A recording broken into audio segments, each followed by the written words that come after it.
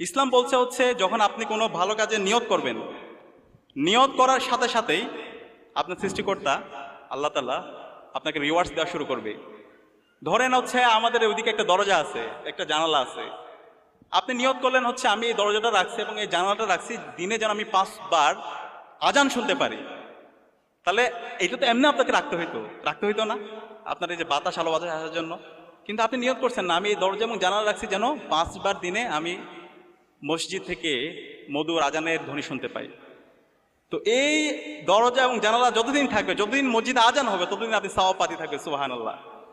এই কারণে আমরা এরকম নিয়ত করবো, আমাদের নিয়তগুলো যেন অনেক বড় হয়। আপনি যখন নিয়ত করবেন, নিয়ত করার পর থেকে আপনার রিওয়ার্ডস, আপনার সওয়াব আপনি পাইতে থাকবেন ইনশাআল্লাহ। ঠিক আছে? তো এই কারণে আমাদের এই নিয়তে পরিশুদ্ধ থাকা দরকার। প্রিয় শিক্ষার্থী ভাই এবং বোনেরা, পৃথিবীতে কয়েকজন মানুষ আছে যারা পুরো পৃথিবীকে নতুনভাবে আলোড়িত করেছিল। এর মধ্যে একজন হচ্ছে তুরস্কের নাজিমুদ্দিন এরবাকান। আপনারা কি ওনার নাম শুনেছেন? মানে একজন মানুষ চাইলে যে একটা নেশনকে অনেক উঁচুতে নিয়ে যেতে পারে, এরকম কয়েকজন মানুষের এক্সাম্পল আমি আপনাদেরকে দেব। এর মধ্যে একজন হচ্ছে নাজিমুদ্দিন এরবাকান, তুরস্কের।